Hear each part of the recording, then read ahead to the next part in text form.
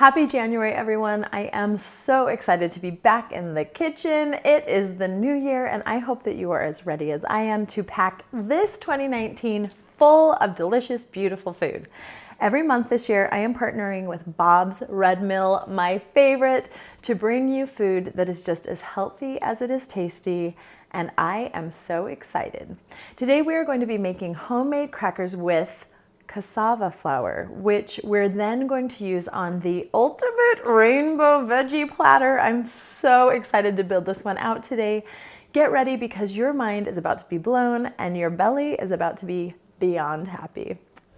Get out, get away. I am not a trained chef, but I am a full-time foodie photographer to be exact.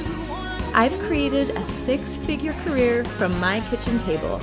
Come on into my studio where we'll cook not just good food, but gorgeous food.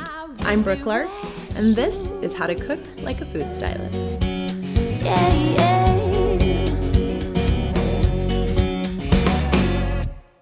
Okay, the crackers we are making today are total paleo perfection. They are simple and flavorful, and they are going to be a great complement to this veggie and hummus platter. Also, why not make your own crackers? Save some money, skip the flour, and just create absolutely delicious homemade crackers. It's easier than you would guess. So for this recipe, we are skipping the wheat flour and we are using instead Bob's Red Mill cassava flour. Okay, if you've never used this, get this. Gluten-free, grain-free, nut-free, it's paleo-friendly, and it works so nicely in any kind of baked goods, but especially in crackers, because if you're gonna serve these suckers at a party, you wanna feel confident that people with a wide range of diet restrictions can enjoy the party, right? That's what we're gonna make today, the ultimate cracker that everyone can enjoy. We're going to start by mixing together our dry ingredients. In a bowl, mix together cassava flour, salt, garlic powder, baking soda, cream of tartar, and some rosemary, which has been toasted ever so slightly on top of your stove. We're gonna set that aside for a moment and now mix together our wet ingredients. Olive oil and water, just a quick whisk here until it's all combined. Now, time to add the wet mixture with your dry mixture. And we're just gonna stir or knead this until a dough starts to form. So when I started eating mostly paleo, I found this cracker brand in the store that I absolutely love, but it is like $6 a box. Here's the secret. I love this recipe because it tastes just like those crackers, except I can make them from home in the time that it would normally take me to run to the store and get back home. And literally, flavor here is fantastic, and I save so much on the cost. Lay out a piece of parchment paper, place your dough on top, and then sandwich it together between another sheet of parchment paper. Now we're just gonna roll this out until it's nice and thin. I love doing this with parchment because it keeps everything from sticking to itself. It makes it so easy. Okay, secret hack. If your children have also lost your rolling pin, you can actually use the interior of a tube and pretend like you have a rolling pin in your kitchen. Then we'll just use a cookie cutter or a knife or even a pastry cutter to cut your dough into whatever shaped crackers you want. I love this part because I can literally make my crackers be anything I want them to be. Circles, square, hearts for Valentine's Day. The world is your oyster when it comes to making your own crackers. Place in a 275-degree oven for right around 45 minutes. You'll know it's done because the crackers actually sound kind of hollow when they're tapped with a fork, and they're really nicely set up with a little bit of golden brown around the edges. And crackers are done.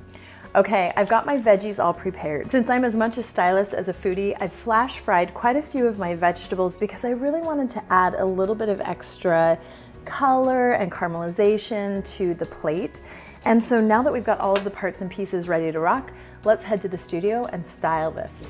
Okay, I've got everything here and in the studio. It's time to style our veggie platter. And I'm going to do this for photography, but as I do it, I'm also gonna talk you through how to just make a beautiful platter, whether you're a photographer or you're just entertaining and want to put on a fantastic show.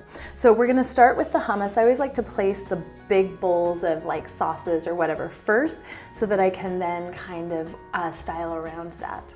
I'm gonna start with my pink and red veggies up in this corner, and then I'm gonna move all the way down in rainbow pattern, ending up with the purples in this corner.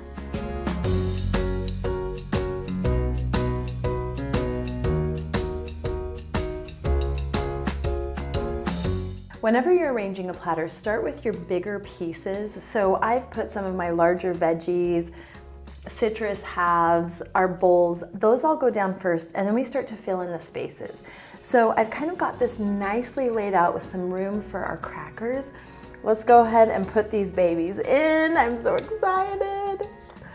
And I'm just gonna stack them so that they spill out just a little bit, because I really want to create this feeling of abundance from this platter. So a big bowl of hummus can get a little bit boring. And so what I've done is added a really nice swirl and then topped it with some fried garbanzo beans and a nice drizzle of olive oil to give it just some really beautiful, welcoming flavor and color. And it really breaks up that like solid hunk of color.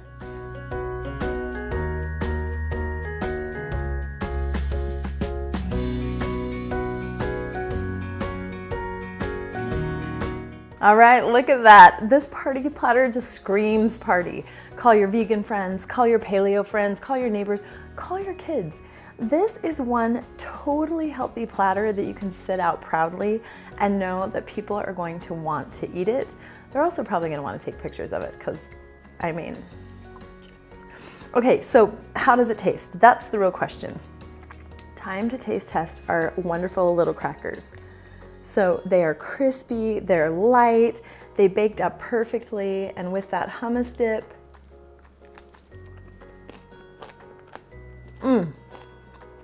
with that little bit of rosemary, just perfectly salty.